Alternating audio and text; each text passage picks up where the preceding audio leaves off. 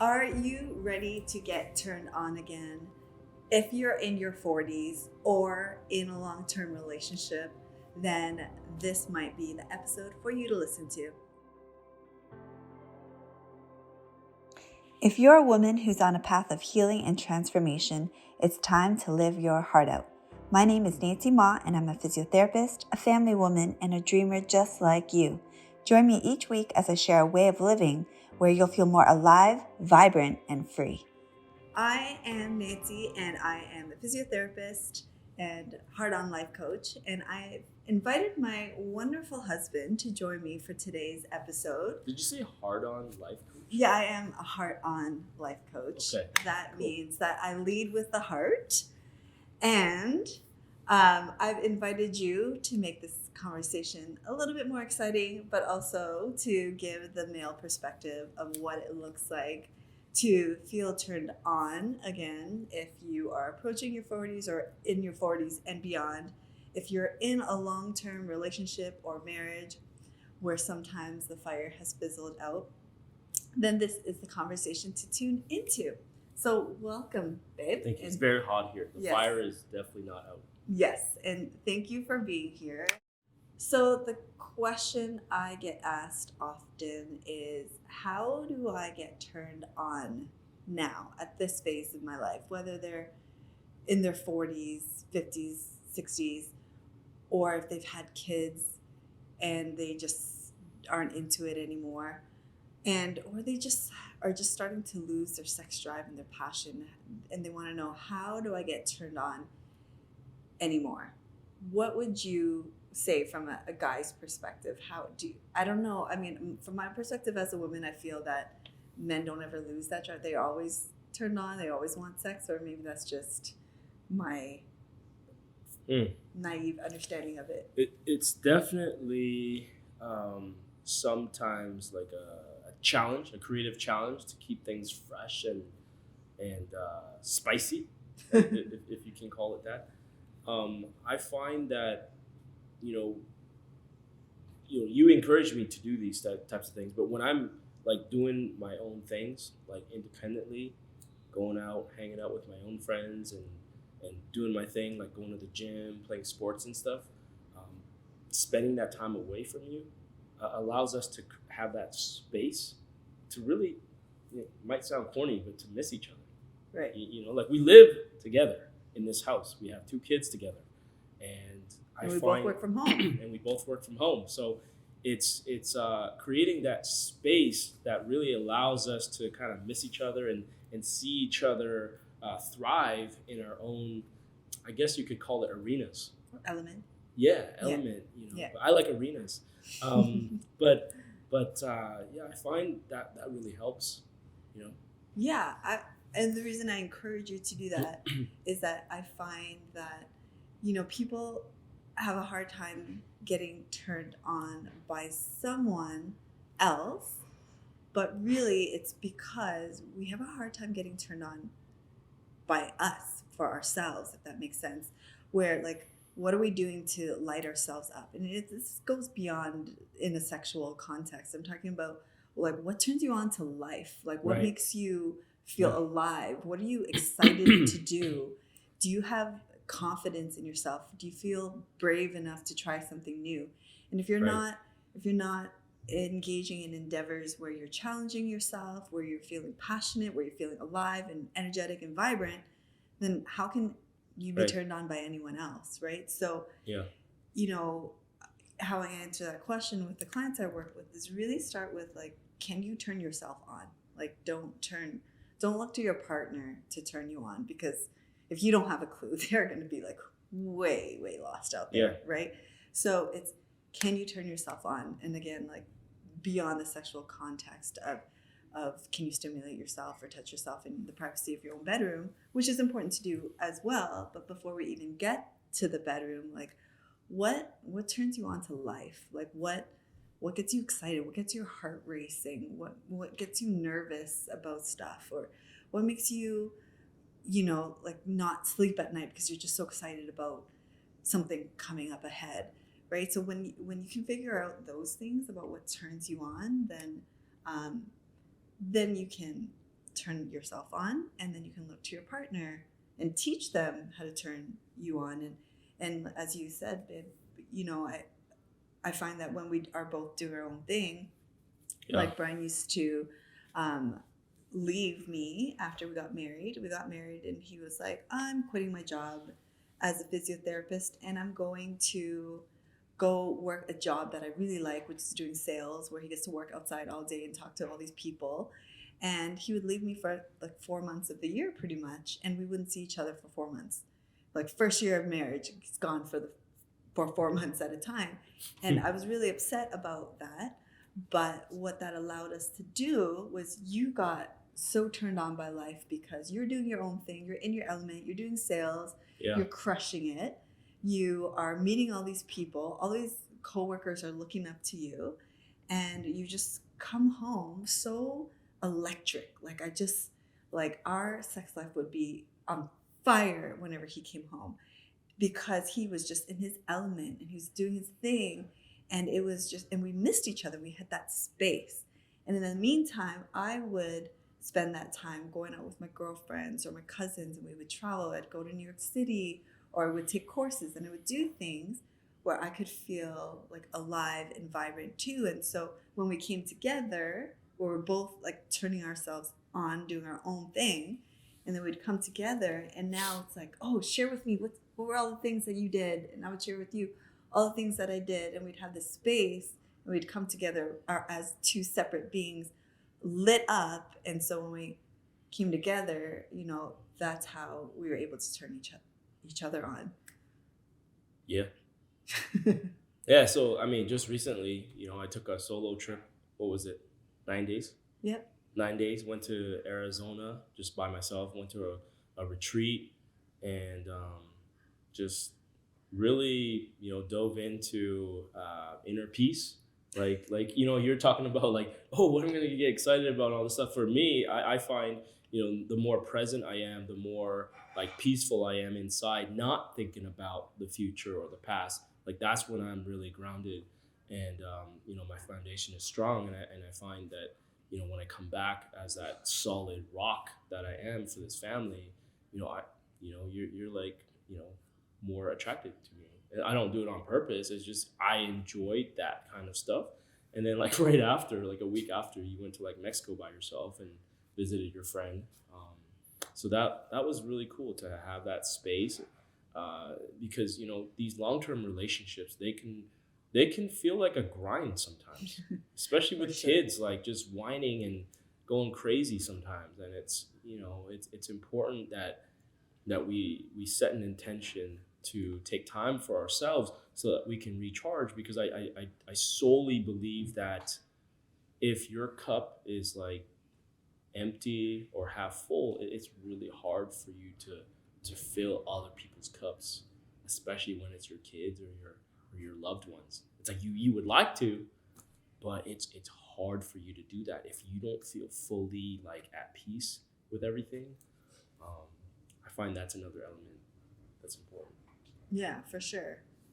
Thank you for saying that, because even when we have all this space, and it's always been when you've been away or I've been away on our own, and we'll be on FaceTime and the kids are talking away and we're just looking at each other, and we just share this look of like just such deep love, but it's also like we are just so like, we're not together, but we're so connected. We're so like turned on to each other, and we just have this beam of light from my heart to yours, from like miles and miles away, because we are in our own element. We're finding our own inner peace.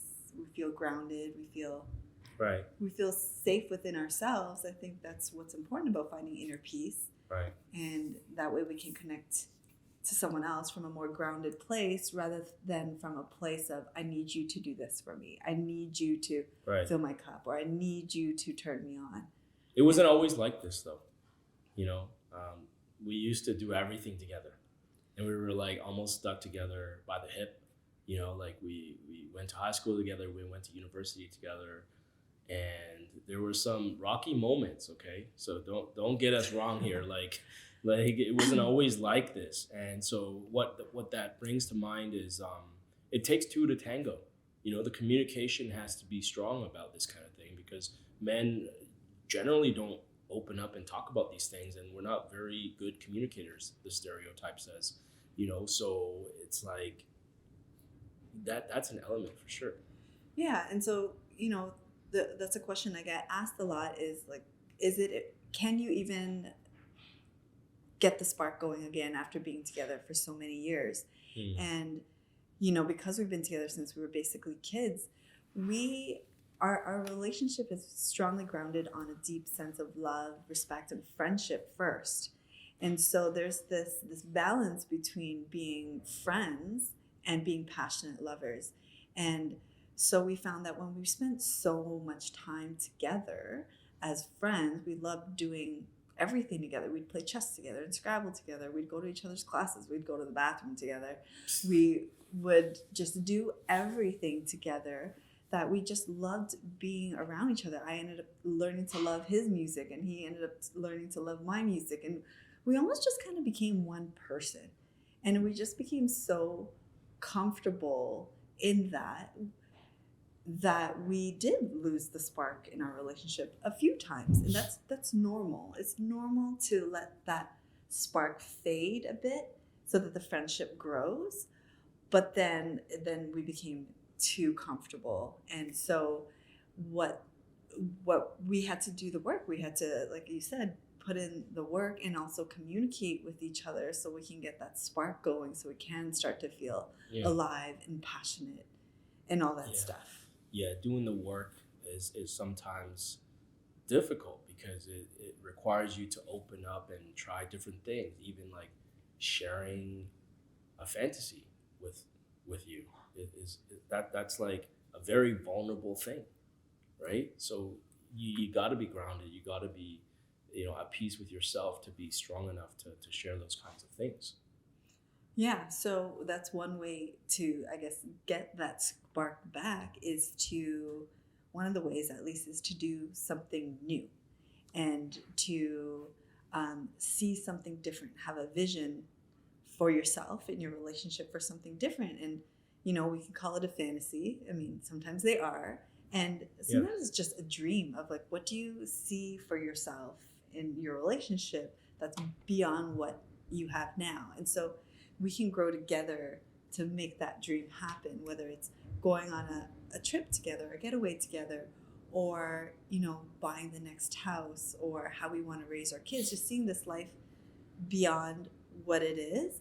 Because when you're in a relationship and you're just going through the motions, you end up staying stuck and things can get boring. So having that dream life, so that you can work towards something together and you can grow, and that could light a fire under you. And in the bedroom context, one way is to start by sharing a fantasy. And this is obviously it can be a taboo conversation, but I find that in relationships you have to really trust your partner to be able to share that with them, because there's who else can you share your fantasies with, whether they're dreams or fantasies, and it doesn't matter what it looks like.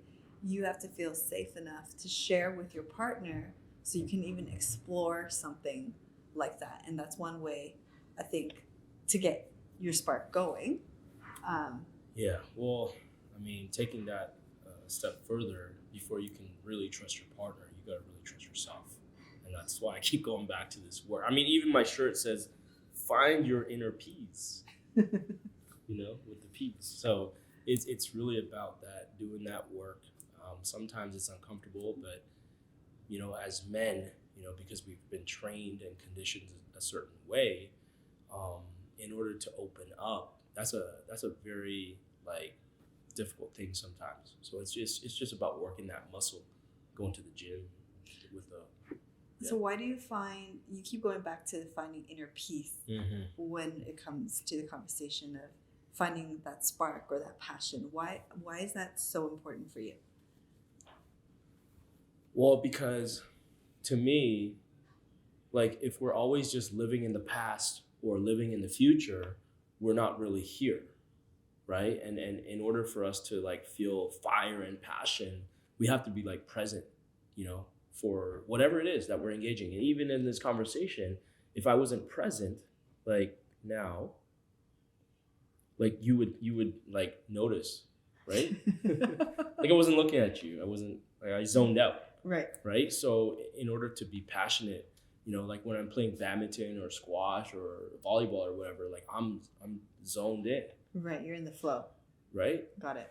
And so it's all connected that way, because I don't think you can actually reach a real level of passion if you're not really there. Yeah, that makes sense. And I understand that even more with you saying that, because, you know, to be turned on a relationship, you have to actually be here together. And sometimes I can get lost or have gotten lost in the like planning the future and goals and go. And I'm off over there thinking about that stuff. And he's turned off by that completely because I'm not there. I'm just on my phone or I'm thinking about something else and I'm not present. So, you know, how can you be turned on in a relationship if you're not there with each other on the same page, knowing where you are and not having the same goals or whatever? That's a very important point is presence, and you can't have presence without peace, apparently. Yeah. Because, you know, we've gone through this a lot, where sometimes you're like on your phone and I'm like, yo, you're on your phone. And then you're like, yeah, just one more second. And, you know, it's bothered me less and less and less, you know, especially in the last like year or so, because I've been working on myself and I don't really need your attention, right? So right. It's like this back and forth thing, but presence is very important for me.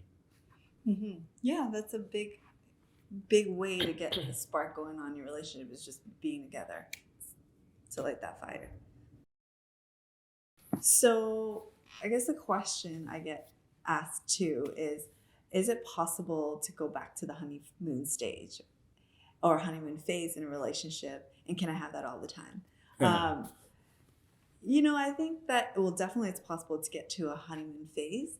And I don't think that we really want to get there all the time, because when you're in that kind of constant excitement, you're trading that off for that deep friendship and finding a groove with your partner. So you want to, well, I think anyway, have that excitement and then have that flow of comfort and deep friendship and getting along, and then go back to that honeymoon phase again. What would you say? Yeah, I mean, I think with this, everyone will have their own opinion, right? For sure. And so, you know, for example, when we went to Turks and Caicos, that felt like a honeymoon. Right. You know? Yeah. Because we got to really connect in many different ways, not just physically, right? And the kids weren't there, so that helped a lot. Because imagine being in a honeymoon phase and the kids are always around, like that would be kind of weird, you know? So I mean, it is possible, but you still have to create space intentionally for that to happen. Like, you know, we're very fortunate, very grateful for Nancy's parents. They take our children, you know, almost every weekend, pretty much like 95% of the time. And we get to be intentional with our weekends, how we spend our Friday nights, our Saturday nights. And, you know, we're very fortunate that way, but we made that happen. You know, we've also spoken with couples that are too afraid or feel bad to ask their parents or whoever to take care of their children so that they can spend that time. But it's like, that's still your choice to be afraid or to not ask and to not set up those times for your relationship, because that's basically you telling yourselves that it's not as important. And, you know, these are things that we see quite often. Yeah, for sure. Not everybody's in the situation where they can have parents who can watch their kids every weekend. For sure. That's an exception, not the norm. And we are very blessed in that way. Yeah. But it is important to get help if your kids are still little. And even if you don't have kids, it's very important to make space for each other. And if to be in a honeymoon phase, you actually have to go on a honeymoon. So like going on a trip together, or making space for just the two of you to go on a date night or something regular if you want to be in the honeymoon phase. Right. And Well, and it doesn't even need to be Turks and Caicos. I mean, that was only the first time we went, but it can simply be like literally, okay, so when the kids go to bed tonight at 8:30, we'll meet up and we'll like, do this together or plan something. And instead of just being tired all the time. Yes. Or like just the mundane, like, okay, I'm just be on my phone, and it's like get out of pattern and set up a date, even if it's in the home for like 20 minutes. Maybe do some like slow dancing, or I don't have no clue. Well, Like, what we do is, well, first of all, the norm is to hit 8:30. Kids are in bed if they are, and you just sit on spending quality time with your partner is now sitting on the couch watching Netflix, and then it's like, okay, well, no wonder you don't have time to spend time together, because that's what you do together: Netflix with chips or a glass of wine. And that's not, for me, quality time, because I could watch that by myself, and I don't. But yeah, it's creating space for each other, having that intentional time, but also to do something new together. If you've been together for so long, you know everything about each other. And if you're like us and you both work at home, you kind of know everything about your day too. So it's, again, creating space where there's this kind of excitement about this person, that there could be an element to them that you don't know about. And that's, what I got from Esther Perel's work, is that, you really want to create space to light that fire. Because if you were to cram this fire with like all this wood and no space, it wouldn't light. Also, it needs oxygen. But this oxygen. is gas fireplace, so irrelevant. Right. Anyway, so if you want to get turned off by your partner, you just correct them all the time. But anyway, how you create that honeymoon phase, aside from creating space from each other, and doing something new. So one of the things that we love to do, that I feel like really gets us back into the honeymoon phase, and we do this about 4 times a year, quarterly, seasonally. 2 to 3. Seasonally. Is we pretend that we don't know each other and we're going on a blind date. And it's always so much fun, because we pick a place we've never been, whether it's a local winery or even, I don't know, whatever restaurant, and we just pretend we don't know each other, and we see how we show up. And we get dressed up and we're on our best behavior. He opens the door for me, because he never does that normally. What do you mean? Not usually. And I just did it last week. And we dress up and we try to impress each other. And when you live together and you've been together for so long, you're like, oh, why bother put on the makeup, or why bother trying, because they already know what we look like when we're naked in the bathroom, right? So no, we try, and it's always so much fun, because we don't talk about the kids. We're doing something new, and we talk about like our dreams. Just like, what would you do if you weren't doing this, and what kind of car would you want, or where would you travel? And it's fun. And for me, it's just this affirmation always that, oh yeah, I picked the right one. And if we truly were, as in Eternal Sunshine of the Spotless Mind, I think that movie is, where they completely forget their memory. I think if that happened to me, I would choose you every time. And yes, I really would, because we don't do that. Not when you do stuff like that. I wouldn't choose you. Sorry, to pull my shirt down. Bloody. Anyway, yeah, and so doing stuff like that, where you're growing together, you're doing something new together, you're going on these first dates, and even like if you want to take it to the bedroom, role playing is always fun, because you're trying something new, and it's exciting, and you're getting out of the normal grind of going through the motions of being together. Yeah, this type of talk I find is like so taboo in a lot of circles, but it's like so important. Connection, communication, and being like physically, emotionally, like mentally, like connected with your partner that you chose to walk this life with. I mean, that's important. So many people just treat that, like they take it for granted, and then they wonder like, well, why did we get a divorce, right? So it's like, it's so common for people to just take such a potentially deeply grounded relationship and just throw it in the trash bin, because like they think that their partner doesn't like them, or like they weren't man enough or woman enough to like speak up something that really bothered them. So, I guess it's a divorce, and then like 3 divorces later, the same shit keeps happening.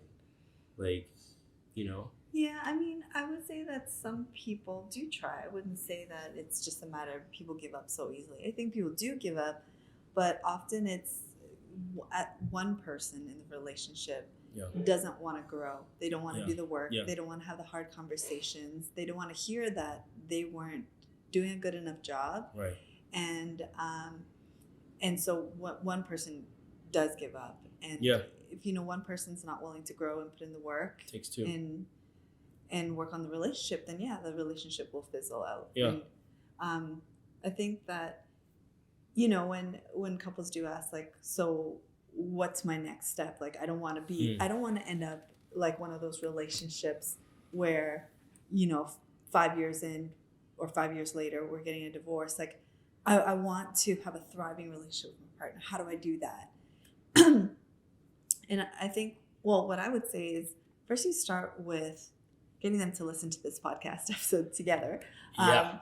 But also having a real, honest, vulnerable conversation with each other about where you're at.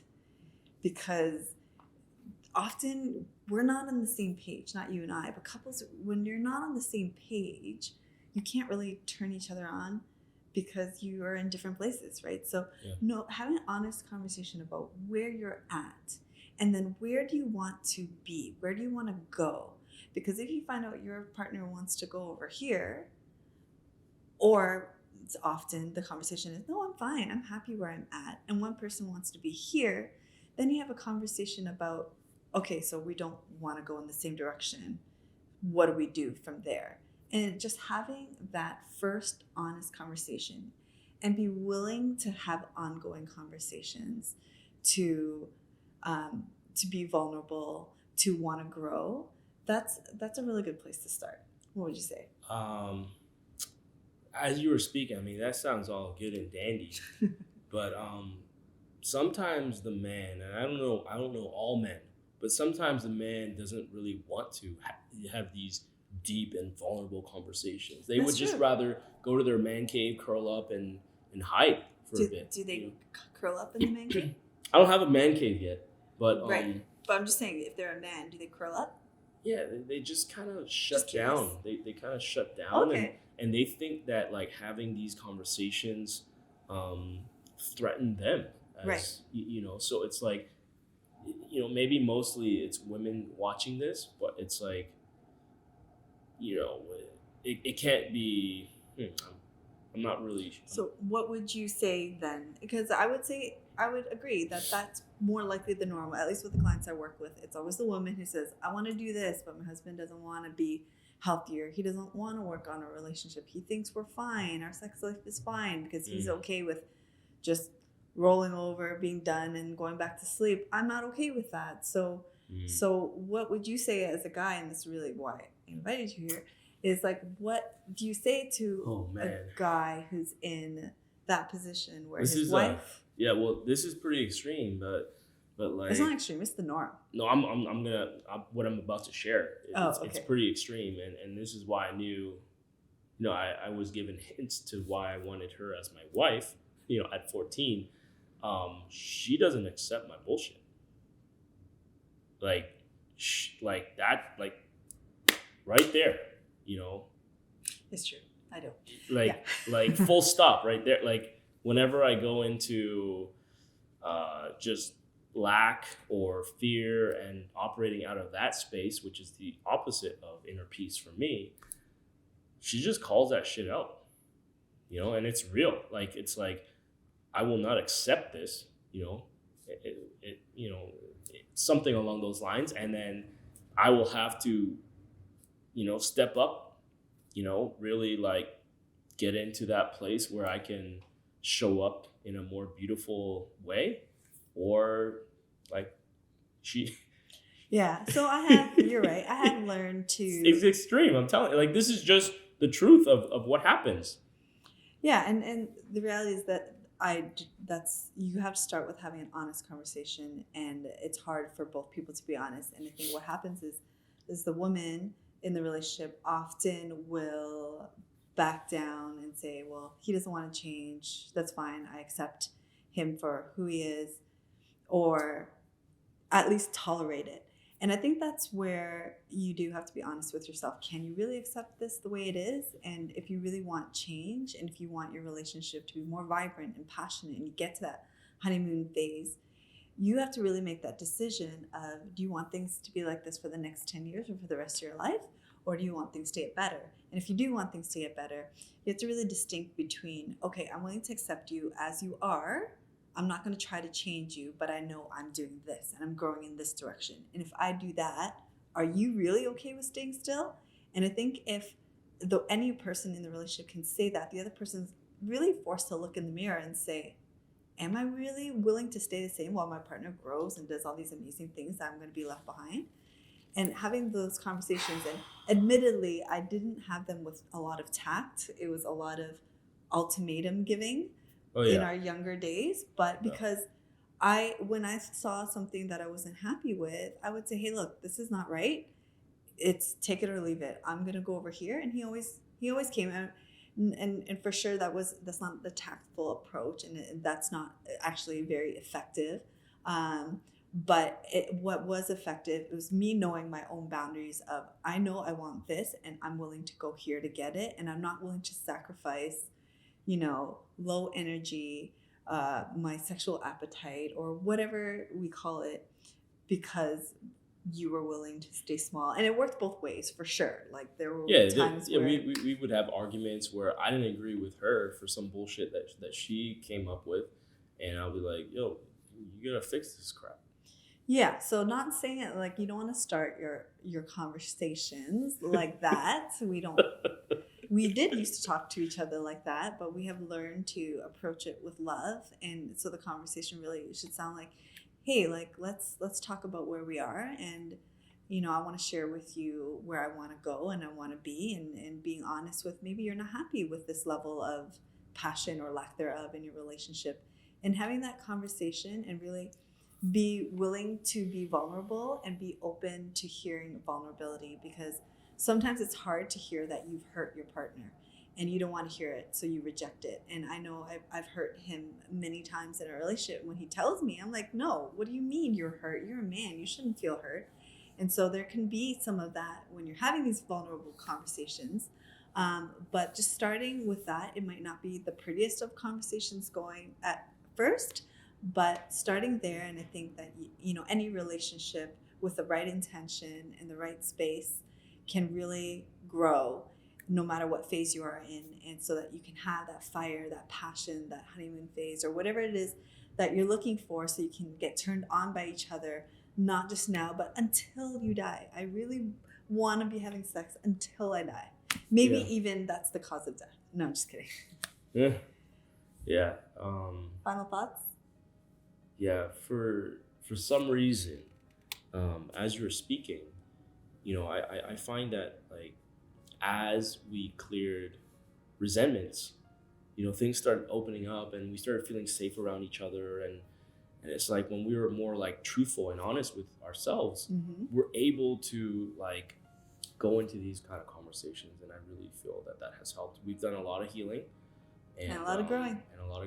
And it just keeps feeling great to be with you. Yeah, and it's a journey. It's this journey of getting more turned on by each other is not as simple as 5 tricks that you can do in the bedroom to like ramp up your libido. It is truly a journey. It can be a beautiful one where you're gonna learn and evolve and grow together. But this is our journey, and we are 22 years in, and we are just loving life together. So I hope you enjoyed this episode. If you have questions for us on how to revive your love life, to get turned on again, stay tuned in for other episodes. Email me, contact me if you have any questions. You can check out my website for other resources at liveyourheartout.com. You can find me on Instagram and Facebook under the same name. Until the next time, thank you for being here, and remember to live your heart out. Peace.